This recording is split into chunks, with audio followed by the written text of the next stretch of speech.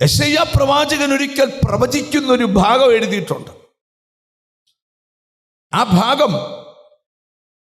രക്ഷിപ്പാൻ കഴിയാത്തവരോട് നിലവിളിക്കരുതെന്നാണ്. 46-ാം അധ്യായം അത് വായിച്ച് കേൾപ്പിക്കണം. 7-ാം വാക്യമാണ്, പക്ഷെ ഞാൻ പറയുന്ന ഭാഗം മുതലേ വായിക്കാവൂ. 46-ാം അധ്യായം 7-ാം വാക്യം. അതിനോട് നിലവിളിച്ചാൽ, അവിടെ തുടങ്ങി താഴെ അതിനോട് നിലവിളിച്ചാൽ. ഏതിനോടെന്ന് മുകളിൽ എഴുതിയിട്ടുണ്ട്. എടുത്തുകൊണ്ട് നടക്കുന്നതിനോടും മനുഷ്യനുണ്ടാക്കിയതിനോടും.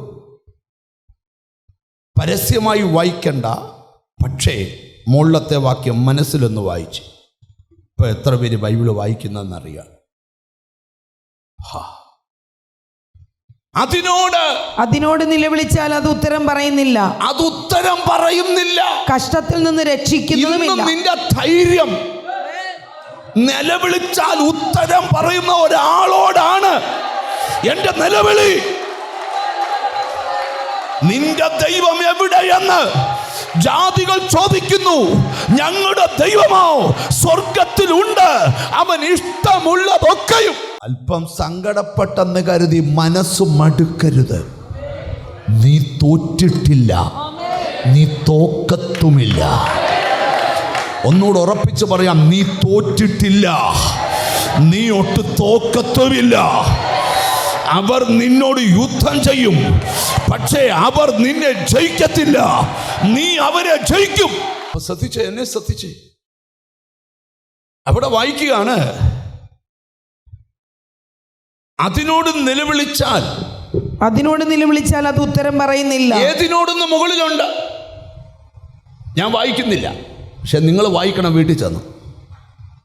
അതിനോട് നിലവിളിച്ചാൽ അത് ഉത്തരം പറയുന്നില്ല. ബൈബിളിൽ വാക്യമുണ്ട്, അതിനെ ഉണ്ടാക്കിയവൻ അവയെ പോലെ ആകുന്നു, അവയെ നമസ്കരിക്കുന്ന ഏവനും അവയെ പോലെയാ. അടുത്ത കേട്ടോ, അതിനോട് നിലവിളിച്ചാൽ അത് ഉത്തരം പറയുന്നില്ല, ഉത്തരം പറയത്തില്ല. കഷ്ടത്തിൽ നിന്ന് രക്ഷിക്കുന്നതുമില്ല. നിന്നെ കഷ്ടത്തിൽ നിന്ന് രക്ഷിക്കത്തില്ല. ഇതോർത്ത് സ്ഥിരത കാണിപ്പീൻ.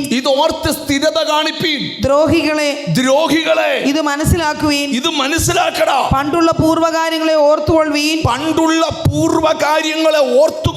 ഞാനല്ലാതെ വേറൊരു ദൈവമില്ല. ഞാൻ തന്നെ ദൈവം. എന്നെ പോലെ ഒരുത്തനുമില്ല. നിന്റെ നിലവിളിക്ക് ചെവി തുറന്നിരിക്കുന്ന എന്റെ ദൈവത്തെ പോലെ ഒരുത്തനുമില്ലെന്ന്. ഇത് തിരിച്ചറിഞ്ഞ ദാവീദ് ഒരിക്കൽ പറഞ്ഞ, ഒരു സൈന്യം എന്റെ നേരെ പാളയമിറങ്ങിയാലും ഞാൻ പേടിക്കത്തില്ല.